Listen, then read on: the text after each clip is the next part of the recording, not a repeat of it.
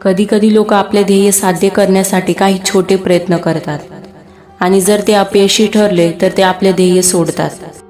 मग प्रत्यक्षात गोष्ट अशी आहे की आपले ध्येय साध्य करण्यासाठी योग्य प्रमाणात प्रयत्न केले नाहीत. माणसाच्या यशाच्या मार्गात जितके धोके आणि संकट येतात तितका माणूस आयुष्यात यशस्वी होतो. काही लोक कोणतेही काम न करता बेडवर झोपून फळाची वाट पाहत असतात. अशी माणसं काही नसतात, पण ते झोपताना आयुष्यातील सर्वात मोठी संधी गमावतात. यश मिळवण्यासाठी कठोर परिश्रम आवश्यक आहे. त्याला कोणताही शॉर्टकट नाही. तुम्हाला तुमच्या आयुष्यात पुन्हा अपयश येत आहे का? तुमच्या अपयशाचे मुख्य कारण तुमचे नशीब आहे असा तुम्ही विचार करायला सुरुवात केली आहे का? जर हो, म्हणून लोक अपयशी का होतात आपण ह्या व्हिडिओमध्ये बघणार आहोत. सर्वात मोठे कारण ध्येय आहे.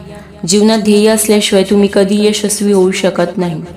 विचार करा, तुम्हाला दिल्लीला जायचं आहे, त्यामुळे तुम्हाला दिल्लीला जाण्याचा मार्ग सापडेल, पण कुठे जायचं आहे तर कसे जाणार हे माहीत नाही.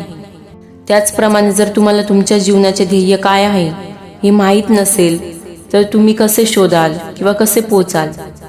यशाच्या शिडीची पहिली पायरी म्हणजे स्वतःचे ध्येय निश्चित करणे. या पद्धतीची अडचण एखाद्याच्या आयुष्यात तेव्हाच येते जेव्हा एखादी व्यक्ती लोकांसमोर काही बोलण्यास घाबरते.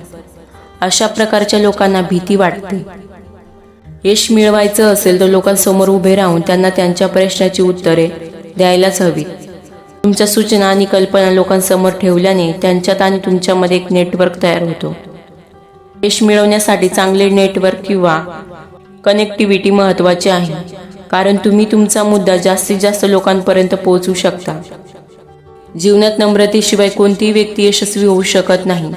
जीवनात यशस्वी होण्यासाठी नेहमी काहीतरी शिकण्याची इच्छा बाळगली पाहिजे. तुमच्यापेक्षा हुशार जगात कोणीच नाही. या तुमच्या मुद्द्यावर तुम्ही ठाम राहिलात तर तुमची चूक आहे. अपयशी लोक खूप रागावतात. लोकांना ते बहुतेक रागावलेले आणि तणावाखाली सापडतील, कारण समस्या सोडवण्याऐवजी ते समस्येबद्दल तक्रार करतात आणि त्यांना विश्वास आहे की ते समस्या सोडवू शकणार नाही. जर तुम्ही देखील अशा व्यक्तींना ओळखता ज्याला कोणतेही समस्या सामना केल्यानंतर राग येतो तर समजून घ्या की त्याला यशस्वी होण्यात रस नाही. यशस्वी लोक अगदी उलट असतात, जे समस्येवर उपाय शोधतात आणि म्हणूनच ते तुम्हाला बहुतेक आनंदी वाटतील. कधी आपण आपल्या ध्येयाचा विचार करत असतो, पण आपले ध्येय साध्य करण्याच्या मार्गावर नसतो. जर तुम्ही तुमच्या ध्येयाच्या मार्गापासून दुरावला तर तुम्हाला यश कधीच मिळू शकत नाही. तुमच्या ध्येयासाठी योग्य मार्ग कसा निवडावा? तुमच्या डायरीच्या पहिल्या पानावर तुमचे ध्येय मोठ्या अक्षरात लिहा. तुम्ही झोपता त्या घराच्या भिंतीवर तुमचे ध्येय मोठ्या अक्षरात लिहा. बहुतेक लोक त्यांच्या ध्येयापासून दूर जातात कारण त्यांचे ध्येय विसरतात.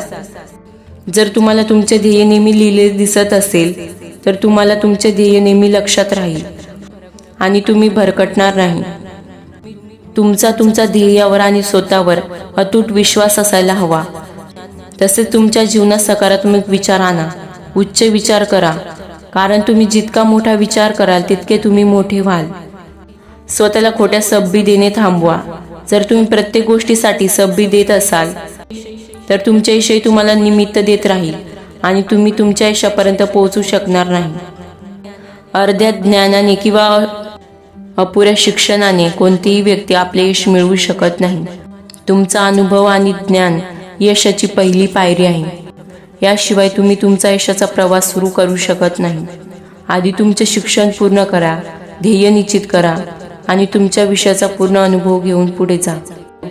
जर मी हा ड्रेस घातला तर लोकांना काय वाटेल? मी स्वस्त सेल फोन घेऊन पार्टीला गेलो तर सगळे मला गरीब समजतील. जर मी माझ्या मावशीला सांगितले की मला नोकरी मिळाली नाही तर तिला काय वाटेल? आपल्याला असे वाटते की प्रत्येक व्यक्ती सर्व कामे सोडून आपल्याबद्दल विचार करत आहे, जेव्हा समोरच्या व्यक्तीलाही असे वाटत असते.